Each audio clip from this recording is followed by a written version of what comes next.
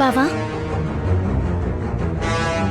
ನಿಮ್ಮಿಬ್ರು ಮಧ್ಯೆ ಅಷ್ಟು ದೊಡ್ಡ ಚಾಲೆಂಜ್ ನಡೀತಿರೋ ವಿಷಯ ಇಲ್ಲಿವರೆಗೂ ನನ್ನ ಹತ್ರ ಯಾಕೆ ಹೇಳಿಲ್ಲ? ಅದು ಕೆನ್ನೆಗ್ ಬಾರಿಸ್ಬೇಕು ಅನ್ನೋಷ್ಟು ಕೋಪ ಬರ್ತಿದೆ. ಹೇಳ್ಬಾರ್ದು ಅಂತಲ್ಲ, ನೀನ್ ಅನಾವಶ್ಯಕವಾಗಿ ಭಯ ಪಡ್ತೀಯ ಅಂತ ಹೇಳಿಲ್ಲ ಅಷ್ಟೆ. ಜೊತೆಗೆ ನಮ್ಮಿಬ್ರು ಮಧ್ಯ ಅವಾಗವಾಗ ಇಂಥದ್ದೆಲ್ಲ ನಡೀತಿರತ್ತೆ ಅಲ್ವಾ? ಯಾವಾಗ್ಲೂ ನಡೆಯೋ ಅಂತದ್ದ ಇದು? ಏನ್ ಮಾತಾಡ್ತಿದೀಯಾ? ಬುದ್ಧಿ ಇರೋ ಕೆಲ್ಸನ ಇದು? ಯಾಕೆ ಇಷ್ಟೊಂದು ರಿಸ್ಕ್ ತಗೋತಿದ್ಯಾ? ಅದು ಕೊನೆ ನಿಮಿಷದಲ್ಲಾದ್ರೂ ನಂಗೆ ಒಳ್ಳೇದಾಗತ್ತೆ ಅಲ್ವಾ ಅಂತ. ಕೊನೆ ನಿಮಿಷದಲ್ಲಿ ಒಳ್ಳೇದಾಗತ್ತೆ ಅಂತ ಪೊಗರ ನಿನಗೆ? ಪೊಗರಲ್ಲ, ನಂಬಿಕೆ. ನಂಬಿಕೆ ತಲೆ ಕೆಳಗಾದ್ರೆ ಅಮ್ನೋರ್ ಹಾಗೆ ಮಾಡಲ್ಲ ಬಾವಾ. ಎಲ್ಲದಕ್ಕೂ ಅಮ್ನೋರ್ ಮೇಲೆ ಆಧಾರ ಆಗ್ಬೇಡ. ಸಾರಿ ಬಾವಾ, ಇನ್ನೊಂದ್ಸಲ ಹೀಗೆಲ್ಲ ಮಾಡೋದಿಲ್ಲ ಬಿಡು. ಒಂದಿನ ಸಮಯ ಇದೆ.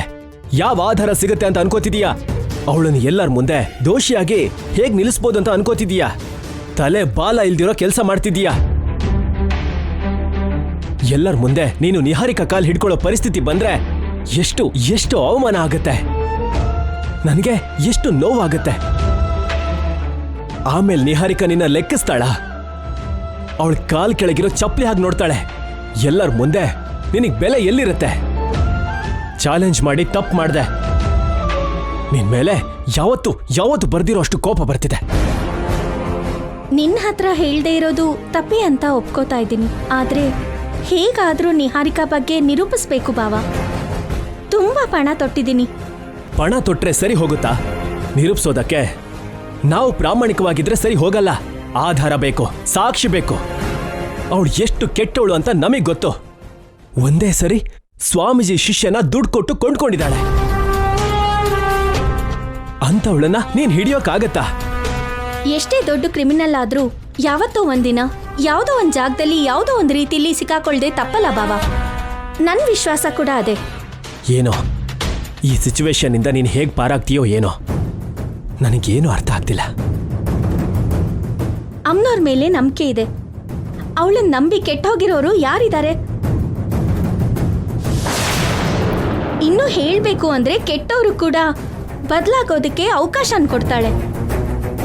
ನಿಹಾರಿಕಾ ಅಂತ ಅವಕಾಶನ ಉಪಯೋಗಿಸ್ಕೊಳ್ತಾ ಇಲ್ಲ.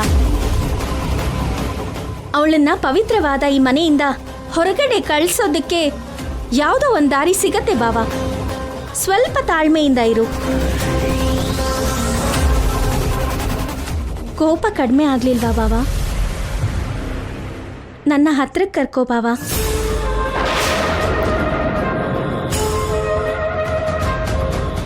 ಈಗ ನೀನು ನನ್ನ ಹತ್ರ ಕರ್ಕೊಳ್ಳಿಲ್ಲ ಅನ್ಕೋ, ನೀನ್ ನನ್ನ ಹತ್ರ ಕರ್ಕೋಬೇಕು ಅನ್ಕೊಂಡಾಗ ನಾನ್ ಬರಲ್ಲ.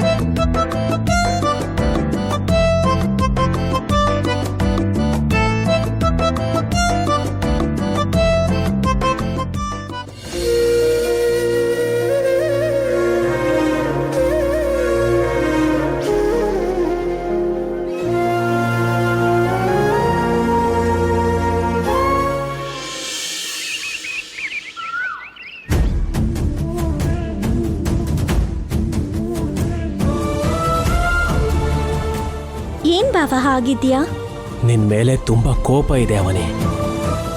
ಆದ್ರೆ ನಿನ್ನ ಒಂಟಿಯಾಗಿ ಬಿಡೋಕ್ಕಾಗಲ್ಲ. ಅದಕ್ಕೆ ನಿನ್ ಜೊತೆಗೆ ದೇವಸ್ಥಾನಕ್ಕೆ ಬಂದಿದ್ದೀನಿ. ನಿನ್ ಮನ್ಸು ನಂಗೆ ಗೊತ್ತು ಬಾವಾ. ನೀನ್ ಅನ್ಕೊಂಡಿದ್ನ ಸಾಧಿಸ್ಬೇಕು ಅಂತ ನನಗೂ ಇರುತ್ತೆ.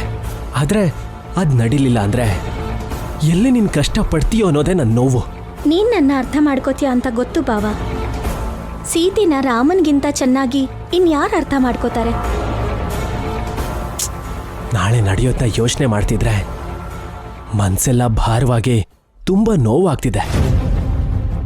ಇದೇ ದೇವಸ್ಥಾನದಲ್ಲಿ ಎಲ್ಲರ ಮುಂದೆನೂ ನಿಹಾರಿಕಾ ಕಾಲ್ ಹಿಡ್ಕೋಬೇಕು ಅಲ್ವಾ? ಅದನ್ನ ನೆನ್ಸ್ಕೊಂಡ್ರೆ ನನ್ ರಕ್ತ ಕುದೀತಿದೆ. ನಿಜಾನೇ ಬಾವಾ. ರಾಜ್ಯಕ್ಕೋಸ್ಕರ ರಾಜ ಯುದ್ಧ ಮಾಡ್ತಾನೆ, ಧೈರ್ಯಕ್ಕೋಸ್ಕರ ರಾಣಿ ಪೂಜೆ ಮಾಡ್ತಾಳೆ. ನಮ್ ಧೈರ್ಯನೇ ನಮ್ ಸೈನ್ಯ ಭಾವ. ಸಮಸ್ಯೆ ಬಂದಾಗ ಮಾತ್ರನೇ ದೇವ್ರನ್ನ ನೆನ್ಸ್ಕೋತಾರೆ ತುಂಬಾ ಜನ. ಅವರಿಗೆ ಆ ದೇವ್ರು ಅನ್ಯಾಯ ಮಾಡಿಲ್ಲ. ನಿತ್ಯ ಪೂಜೆ ಮಾಡೋ ನನಗೆ ಆ ದೇವ್ರು ಅನ್ಯಾಯ ಮಾಡ್ತಾನೆ ಅಂತ ನಾನು ಅನ್ಕೋತಿಲ್ಲ. ಬಾ ಬಾವಾ.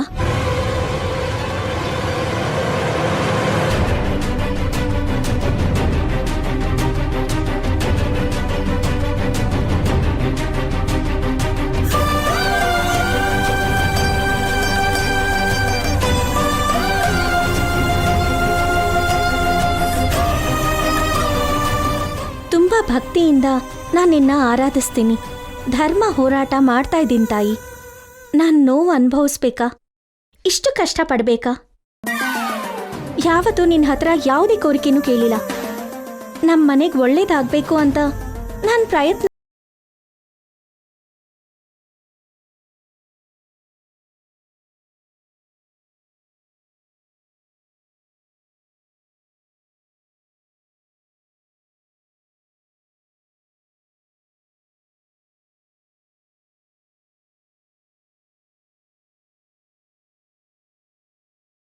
ಆಸೆಯಿಂದ ಹೋಗ್ತಾ ಇದ್ದೀನಿ.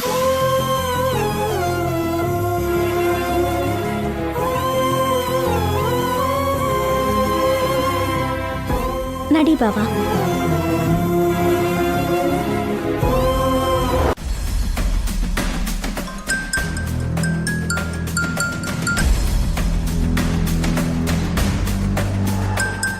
ಶ್ರೀಕರ್ ಯಾಕೆ ಫೋನ್ ಮಾಡ್ತಿದ್ದಾನೆ? ಹೇಳು ಶ್ರೀಕರ್. ಎಲ್ಲಿದ್ದೀರಾ ಅದಕ್ಕೆ? ಮನೇಲೇನಾ? ನಾನು ಅವನಿಗೆ ಬರ್ತಿದ್ದೀವಿ. ನಿಮ್ಮ ಹತ್ರ ಒಂದು ವಿಷಯ ಮಾತಾಡಬೇಕು. ನಾನು ಮನೇಲಿ ಇಲ್ಲ ಶ್ರೀಕರ್, ಮಾರ್ಕೆಟಿಗೆ ಹೋಗ್ತಿದ್ದೀನಿ. ಬಾವಾ, ಏನ್ ಮಾತಾಡ್ಬೇಕು? ಯಾಕೆ ಅಕ್ಕಂಗೆ ಫೋನ್ ಮಾಡಿದೆ? ಅವನಿ ಏನ್ ಹೇಳ್ತಿದ್ದಾಳೆ? ನಾನು ನಿಮ್ಮ ಹತ್ರ ಏನಾದರೂ ಹೇಳ್ಬಿಡ್ತೀನೇನೋ ಅಂತ ಭಯ ಪಡ್ತಿದ್ದಾಳೆ. ಅವನಿ ಬಗ್ಗೆ ಹೇಳೋ ಅಂತ ದೊಡ್ಡ ಕಂಪ್ಲೇಂಟ್ ಏನಿರುತ್ತೆ? ಇದೆ ಅದಕ್ಕೆ. ಏನದು?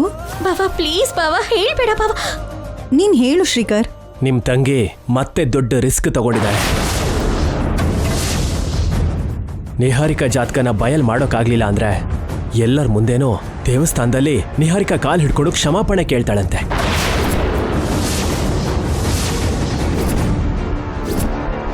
ಗಂಡನ್ನ ಬಿಡ್ತಾಳಂತೆ.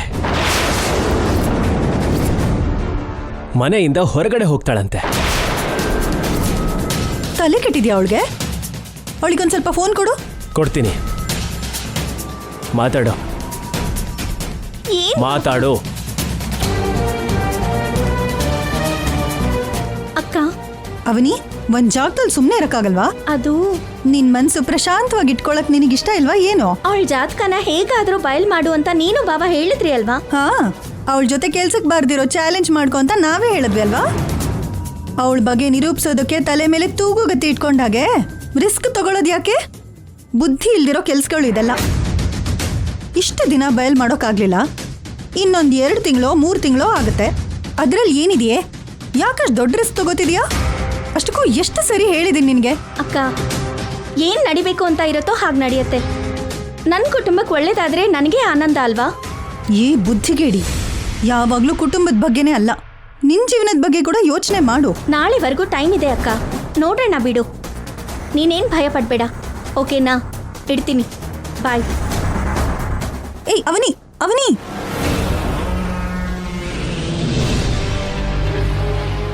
ಯಾಕೆ ಹೇಳ್ದೆ ಬಾವಾ? ಇರೋದನ್ನೇ ಅಲ್ವಾ ಹೇಳಿದ್ದು. ಈಗ ನಿನ್ನ ಹೊಟ್ಟೆ ತುಂಬ್ತಾ? ತುಂಬೋಯ್ತು. ಹಾಗಾದ್ರೆ ನಡಿ ಹೋಗೋಣ.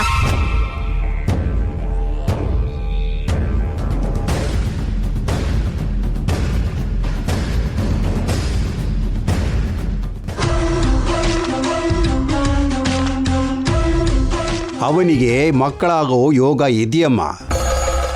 ಹುಟ್ಟೋ ಅಂಥ ಮಗುವಿನಿಂದ ಅವನಿಗೆ ಹೊಸ ಸಮಸ್ಯೆಗಳು ಸುತ್ತಕೊಳ್ಳುತ್ತೆ, ಒಂದು ಸಮಸ್ಯೆಯಾಗಿ ಬದಲಾಗತ್ತೆ. ಮಗು ವಿಷಯದಲ್ಲಿ ಅವನಿಗೆ ಕಷ್ಟ ಇದೆ ಅಂತ ಅವ್ರು ಹೇಳಿದ್ರು. ಮತ್ತೊಂದ್ ಕಡೆ ನಿಹಾರಿಕಾ ಜೊತೆ ಅಂತ ಚಾಲೆಂಜ್ ಮಾಡಿದಾಳೆ. ಅಪ್ಪಿ ತಪ್ಪಿ ಅವಳಿಗೆದ್ರೆ ಅವನಿ ಜೀವನದಲ್ಲಿ ಅಷ್ಟಕ್ಕೂ ಏನ್ ನಡೆಯುತ್ತೋ ನನಗೇನು ಅರ್ಥ ಆಗ್ತಿಲ್ಲ.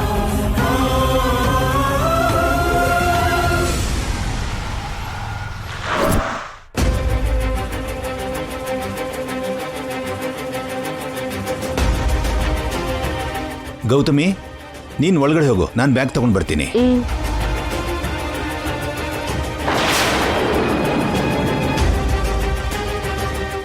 ನಾವು ಮನೇಲಿದ್ರೆ ನಮ್ಮ ಸುಪುತ್ರಿ ನಿಹಾರಿಕೆಯಿಂದ ಯಾವಾಗ ಎಂಥ ಫೋನ್ ಬರುತ್ತೋ ಅಂತ ಭಯದಿಂದ ಕುಳಿತಿದ್ವಿ.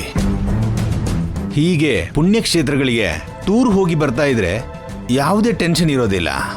ಹೌದು ರೀ, ಮಾಡಿರೋ ಪಾಪ ಸುಮ್ಮನೆ ಬಿಡಲ್ಲ ಅಂತ ನಾವು ನಮ್ಮ ನಿಹಾರಿಕನ ಆ ಮನೆಗೆ ಸುಳ್ಳು ಜಾತಕದಿಂದ ಕಳಿಸ್ಲಿಲ್ಲ ಅಂದಿದ್ರೆ ನಮಗೆ ಟೆನ್ಷನ್ ಇರ್ತಾನೆ ಇರಲಿಲ್ಲ. ತುಂಬಾ ದಿನ ಆದ್ಮೇಲೆ ಮತ್ತೆ ನಾವು ಮನೆ ಕಾಲಿಟ್ಟಿದ್ದೀವಿ. ನಿಹಾರಿಕಳಿಂದ ಯಾವುದೇ ಸಮಸ್ಯೆ ಬರಲ್ಲಲ್ವಾ?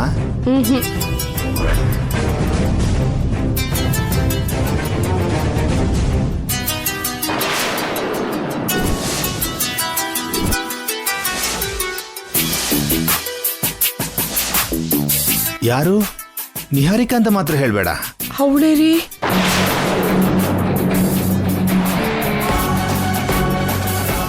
ನಡಿಯೇ, ನಡಿ ನಡಿ. ಎಲ್ಲಿಗ್ರಿ? ನೀನು ಆ ಫೋನ್ ರಿಸೀವ್ ಮಾಡಬೇಡ. ನಡಿ ಹೋಗೋಣ. ನಾವು ಬೇರೆ ಟೂರ್ ಪ್ಲಾನ್ ಮಾಡೋಣ. ಛೀ, ನಮ್ಮ ಬದುಕಿಗಿಷ್ಟು. ಈ ಕಾಲಿಟ್ವೋ ಇಲ್ವೋ ಫೋನ್ ಬಂತು. ಇನ್ನು ನಮಗೆ ಮನಃಶಾಂತಿನೇ ಇರಲ್ಲ. ಲಿಫ್ಟ್ ಮಾಡ್ಲಿಲ್ಲ ಅಂದ್ರೆ ಸ್ಕೂಲ್ ಬೆಲ್ ಹಾಗೆ, ದೇವಸ್ಥಾನದ ಗಂಟೆ ಹಾಗೆ ಹೊಡ್ಕೊಳ್ತಾನೆ ಇರುತ್ತೆ ರೀ. ಹಲೋ, ಏನ್ ಮಾಡ್ತಾ ಇದ್ಯಾ ಗೌತಮಿ?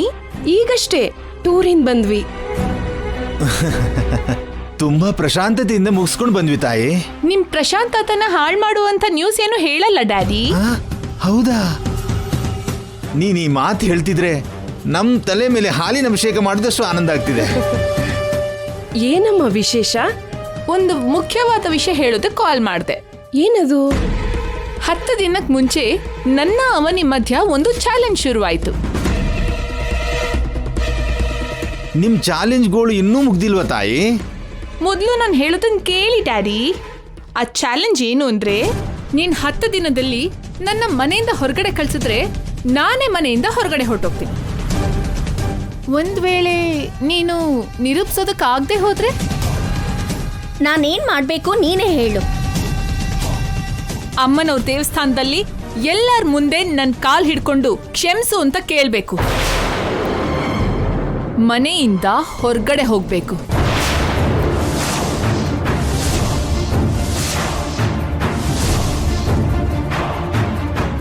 ಇನ್ಮುಂದೆ ನೀವು ನನ್ನ ಜಾತಕ ಬಯಲಾಗತ್ತೆ ಅಂತ ಯಾವುದೇ ರೀತಿನೂ ಯೋಚನೆ ಮಾಡಬೇಡಿ. ನಾಳೆ ಕೊನೆ ದಿನ.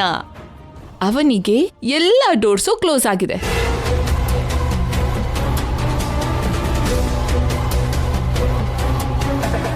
ಇನ್ನು ಫ್ಯೂಚರ್ ಅಲ್ಲೂ ನನ್ನ ಜಾತಕದ ಬಗ್ಗೆ ಮಾತಾಡುವಂಥ ವ್ಯಕ್ತಿನೇ ಇರೋದಿಲ್ಲ. ಅವನಿ ಕತೆ ಮುಗ್ದ ಹಾಗೆ. ನೀನು ಅನ್ಕೊಂಡ ಹಾಗೆ ನಡೆಯುತ್ತೆ ಅಂತೀಯಾ? ನಡೆಯತ್ತೆ. ಅವನಿ ಜೊತೆ ಪರ್ಮನೆಂಟ್ ಸೆಟಲ್ಮೆಂಟ್. ಈ ಜನ್ಮದಲ್ಲಿ ನನ್ನ ತಂಟೆಗೆ ಬರಲ್ಲ. ಹಾಗೇನೆ ನನ್ನ ಜಾತಕದಿಂದ ನಮಗೆ ಫ್ಯೂಚರ್ ಅಲ್ಲಿ ಯಾವುದೇ ಸಮಸ್ಯೆನೂ ಬರಲ್ಲ. ಹಾಗಾದ್ರೆ ಇನ್ಮುಂದೆ ನಾವು ಟೂರ್ಗೆ ಹೋಗ್ಬೇಕಾಗಿರೋ ಅಗತ್ಯ ಬರಲ್ಲ ಅಂತ ಆಯ್ತು. ಬೃಂದಾವನದಂತ ಮನೇಲಿ ನಾವು ಪ್ರಶಾಂತವಾಗಿರ್ಬೋದು ಅಂತ ಆಯ್ತು. ಇರ್ಬಹುದು. ನಾಳೆ ಅವನಿ ಮೇಲೆ ವಿಕ್ಟ್ರಿ ಸಾಧಿಸಿದ್ಮೇಲೆ ಮನೆಗೆ ಬರ್ತೀನಿ, ಸೆಲೆಬ್ರೇಟ್ ಮಾಡೋಣ. ನೀನ್ ಗೆದ್ರೆ ಮಾರಮ್ಮನ ದೇವಸ್ಥಾನದಲ್ಲಿ ಕುರಿ ಬಲಿ ಕೊಡೋಣ. ಹೇಳ್ತೀನಿ. ಸರಿ, ಹುಷಾರು. ಬಾಯ್ ಬೇಬಿ. ಕುರಿ ಬಲಿಯಾಗುತ್ತೋ ಇಲ್ಲ ನಾವೇ ಬಲಿ ಆಗ್ತೀವೋ ನೋಡ್ಬೇಕು.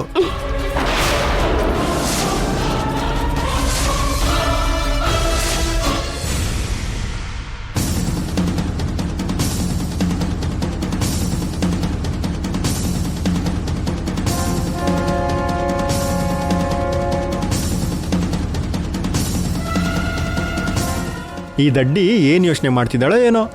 ಇವಳ ಹೈಟ್ ಮಾತ್ರ ಬೆಳೆದಿದೆ, ಆದರೆ ಇವಳಿಗೆ ಬುದ್ಧಿ ಒಂದು ಸ್ವಲ್ಪನೂ ಇಲ್ಲ.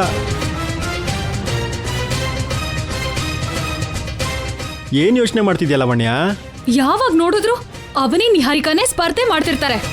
ಅವರಿಬ್ಬರ ಬಗ್ಗೆನೇ ಮಾತಾಡ್ತಿರ್ತಾರೆ. ಡೈಲಿ ನ್ಯೂಸ್ ಅಲ್ಲಿ ಅವರೇ ಇರ್ತಾರೆ. ಹೌದು ಅಲ್ವಾ? ಹೌದು. ಯಾಕೆ ಈ ಸರಿ ನೀನು ಜಗಳ ಮಾಡಬೇಕು ಅಂತ ನೀನು ನ್ಯೂಸಲ್ಲಿ ಇರಬೇಕು ಅಂದ್ಕೊಂಡಿದ್ಯಾ? ಇನ್ಯಾಕೆ ತಡ ಮಾಡ್ಕೊತಿದ್ಯಾ? ಎಲ್ಲರೂ ಜುಟ್ಟಿಡ್ಕೊಂಡು ಜಗಳ ಆಡ್ಕೊಳ್ಳಿ. ಗಂಡನ ಮನೆಯಲ್ಲಿ ಅಧಿಕಾರಕ್ಕೋಸ್ಕರ ಹೊಡೆದಾಡ್ಕೊಳ್ತಿರೋ ಮೂವರು ಸೊಸೆಯಂದಿರು ಅಂತ ನ್ಯೂಸಲ್ಲಿ ಎಲ್ಲರೂ ಬರ್ತಿರ್ತೀರಾ. ನನಗೆ ಐಡೆಂಟಿಟಿ ಬೇಕು, ಆದ್ರೆ ಆ ಥರ ಐಡೆಂಟಿಟಿ ಬೇಡ ನನಗೆ. ನನ್ನ ಬಗ್ಗೆ ದಿನಕ್ಕೊಂದ್ಸರಿ ಆದ್ರೂ ಮನೆಯವರು ಮಾತಾಡ್ಕೋಬೇಕು ಅಷ್ಟೇ. ಹಾಗಾದ್ರೆ ಏನ್ ಮಾಡ್ಬೇಕು ಅನ್ಕೊಂಡಿದ್ಯಾ ಈಗ? ನೀನ್ ಪರ್ಮಿಷನ್ ಕೊಟ್ರೆ ಈಗ್ಲೇ ಹೋಗಿ ಎಲ್ಲಾರ ಮುಂದೆ ವಾಂತಿ ಡ್ರಾಮಾನ ಶುರು ಮಾಡ್ತೀನಿ. ನಾನ್ ಪ್ರೆಗ್ನೆಂಟ್ ಆಗಿದ್ದೀನಿ ಅಂತ ಎಲ್ರೂ ನಂಬಿದ್ರು ಅನ್ಕೋ, ಇನ್ ದಿನ ಎಲ್ರೂನು ನನ್ ಬಗ್ಗೆನೆ ಮಾತಾಡ್ಕೋತಿರ್ತಾರೆ. ಏನಂತ್ಯಾ? ಸರಿ ಹೋಗು. Thank you Radha. ಈ ಮಾತ್ಗೋಸ್ಕರ ನಾನು ಎಷ್ಟು ದಿನದಿಂದ ಕಾಯ್ತಾ ಇದ್ನೋ. ಇಷ್ಟು ಬೇಗ ಗ್ರೀನ್ ಸಿಗ್ನಲ್ ಕೊಡ್ತೀಯಾ ಅಂತ ನಾನು ಅನ್ಕೊಂಡೇ ಇರ್ಲಿಲ್ಲ. ಇವಾಗ ನೋಡು, ಆ ಅವನಿ ನಿಹಾರಿಕಾಗೆ ದೊಡ್ಡ ಶಾಕ್ ಕೊಡ್ತೀನಿ.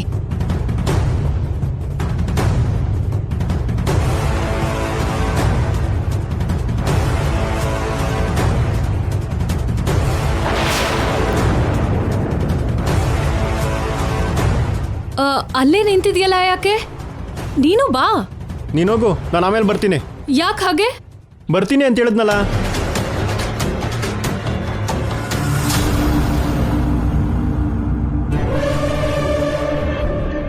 ನಾನ್ ಕೇಳಿದ ತಕ್ಷಣ ಪರ್ಮಿಷನ್ ಕೊಟ್ಟೆ, ಆದ್ರೆ ನನ್ನ ಫಾಲೋ ಮಾಡ್ದೇನೆ ನಿಂತಿದ್ಯಾ ಅಂದ್ರೆ ಇವಾಗ ನಾನ್ ವಾಂತಿ ಮಾಡೋ ಡ್ರಾಮಾ ನಿನ್ಗಿಷ್ಟ ಇಲ್ಲ ಅಂತ ಆಯ್ತು. ಹೌದು. ಅದ್ಯಾಕೆ? ಅವನೇ ನಿಹಾರಿಕಾ ಮಧ್ಯ ಜಾತಕದ ವಿಷಯದಲ್ಲಿ ನಡೀತಿರೋ ಯುದ್ಧ ನಾಳೆ ಏನಾಗುತ್ತೋ ಅಂತ ಎಲ್ಲರೂ ತಲೆ ಚಚ್ಕೊಳ್ತಿದ್ರೆ ಈ ಸಮಯದಲ್ಲಿ ನೀನು ಪ್ರೆಗ್ನೆಂಟ್ ಡ್ರಾಮಾ ಆಡ್ತೀನಿ ಅಂತ ಅಂತಿದ್ಯಾ. ನಿನ್ ಬಗ್ಗೆ ಯಾರು ಯೋಚನೆ ಮಾಡ್ತಾರ ಹೇಳು? ಅದು ಅದೇ, ಇದು ಇದೇ ರಾಧಾ. ಹಾಗಾದ್ರೆ ಹೋಗು. ಇವಾಗ ವೇಸ್ಟ್ ಅಂತ್ಯಾ? ಅದನ್ನೇ ಅಲ್ವಾ ನಾನು ಹೇಳ್ತಿರೋದು. ನನ್ನ ಮಾತು ಕೇಳಿ ಈ ಒಂದಿನ ಸುಮ್ಮನೆ ಇರು. ನಾಳೆ ಆ ಇಬ್ರು ವಿಷಯ ತೀರ್ಮಾನ ಆದಮೇಲೆ ಯಾರೋ ಒಬ್ರು ಬಲಿ ಆಗ್ತಾರೆ. ಆಮೇಲೆ ನಿನ್ನ ವಿಷಯದ ಮೇಲೆ ಫೋಕಸ್ ಮಾಡೋಣ, ಸರಿನಾ?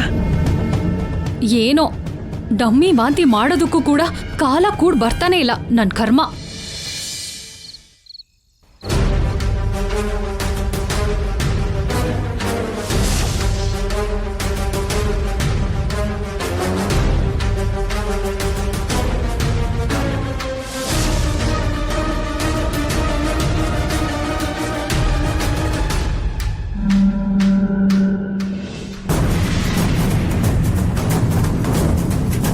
ಇಬ್ರು ಯಾಕೋ ತುಂಬಾ ಯೋಚನೆ ಮಾಡ್ತಾ ಇದ್ದೀರಲ್ಲ, ಯಾಕೆ? ನಾಳೆ ನಡೆಯೋದ್ರ ಬಗ್ಗೆ ನೆನೆಸ್ಕೊಂಡು ಇಬ್ರು ಬೇಜಾರ್ ಮಾಡ್ಕೋತಿದ್ದೀರಾ? ಪಾಪ, ಅದಕ್ಕೋಸ್ಕರ ಇಬ್ರಿಗೂ ನಿದ್ರೆ ಕೂಡ ಸರಿಯಾಗಿ ಬರ್ತಿಲ್ಲ ಅನ್ಸುತ್ತೆ. ನೀವು ಎಷ್ಟೇ ಯೋಚನೆ ಮಾಡಿದ್ರು ಏನು ಮಾಡಕ್ಕಾಗಲ್ಲ. ಅವನಿ ಎಲ್ಲರ ಮುಂದೆ ತಲೆ ತಗ್ಸಿ ನನ್ನ ಹೆಂಡತಿ ಕಾಲ್ನ ಹಿಡ್ಕೊಂಡ್ಲೇಬೇಕು. ನಿಮಗೆ ಯಾವುದೇ ನೋವು ಇಲ್ಲ ಅಲ್ವಾ? ನಿಮಗೆ ತುಂಬಾ ಚೆನ್ನಾಗಿ ನಿದ್ರೆ ಬರುತ್ತೆ ಅಲ್ವಾ? ಹಾಗಾದ್ರೆ ಹೋಗಿ ಮಲ್ಕೊಳ್ಳಿ. ಈ ಸಮಯದಲ್ಲಿ ನಮ್ಮ ಮುಂದೆ ಯಾಕಿಂತ ನಾಟಕ? ಚಾಲೆಂಜ್ನ ಮಾಡಿರೋದು ನಿನ್ನ ಹೆಂಡ್ತಿನೇ. ಆಟದಲ್ಲಿ ಸೋಲ್ತೀವಿ ಅಂತ ಗೊತ್ತಿದ್ಮೇಲೂ ಆಟಕ್ಕೆ ಬರೋದು ಯಾಕೆ ಹೇಳು? ಇದನ್ನೇ ದಡ್ತನ ಅನ್ನೋದು. ನಾನು ಬೇಡ ಅಂತಾನೆ ಹೇಳ್ತಿದ್ದೆ, ಆದ್ರೂ ನನ್ನ ಮಾತನ್ನ ಕೇಳಲಿಲ್ಲ. ಕೊನೆ ನಿಮಿಷದವರೆಗೂ ನಾನು ಹೋರಾಡ್ತಾನೆ ಇರ್ತೀನಿ. ಯುದ್ಧದಲ್ಲಿ ಸೈನಿಕ ಕೊನೆ ರಕ್ತಧಾನಿ ಬೀಳೋವರೆಗೂ, ಕೊನೆ ಉಸಿರು ಇರೋವರೆಗೂ ಹೋರಾಡ್ದಾಗ ಹಾಗೆ ಅನ್ಕೋ. ಹಬ್ಬಬ್ಬಾ, ನೀನ್ ಚೆನ್ನಾಗಿ ಮ್ಯಾನೇಜ್ ಮಾಡ್ತೀಯ. ಅವನಿ ಮ್ಯಾನೇಜ್ ಮಾಡೋದೇನು? ಹೊರಗಡೆ ಗಂಭೀರವಾಗಿ ನಾಟಕ ಮಾಡ್ತಾ ಒಳಗಡೆ ಭಯ ಮಾತ್ರ ಇರುತ್ತೆ, ಅದನ್ನೇ ಮ್ಯಾನೇಜ್ ಅನ್ನೋದು. ಈ ಸಲ ಮಾತ್ರ ಈ ಚಾಲೆಂಜ್ ಅಲ್ಲಿ ನಾನೇ ಗೆಲ್ತೀನಿ. ನೋಡೋಣ. ನಾಟಕ ಮಾಡೋರಿಗೆ ಒಳ್ಳೆ ಬದುಕು ಸಿಗುತ್ತೆ, ಪ್ರಾಮಾಣಿಕವಾಗಿರೋರಿಗೆ ಬದುಕು ಭಾರ ಆಗತ್ತೆ ಅಂತ ಹೇಳ್ತಾರೆ. ನಿಮಗೆ ಆ ರೀತಿಯಲ್ಲೇ ಸಾಕ್ತಿದೆ. ನಿಹಾರಿಕಾ, ಇದನ್ ಕೇಳಿಸ್ಕೊಂಡ್ಯಾ? ನನ್ನ ಬ್ರದರು ಸಡನ್ ಆಗಿ ವೇದಾಂತ ಹೇಳ್ತಾ ಇದ್ದಾನೆ.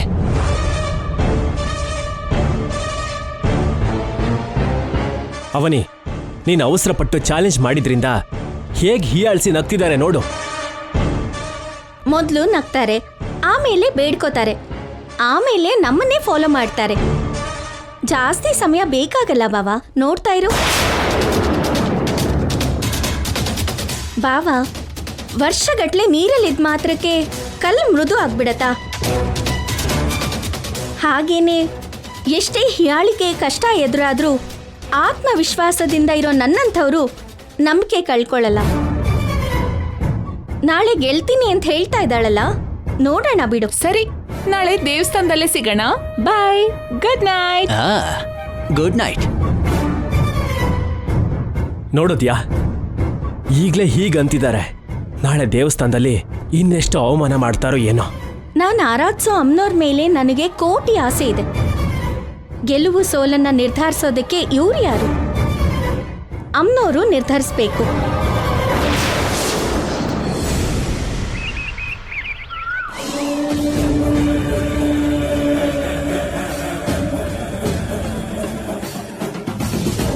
ಟೆನ್ಷನ್ ಆಗ್ತಿದ್ಯಾ ಬಂಗಾರ?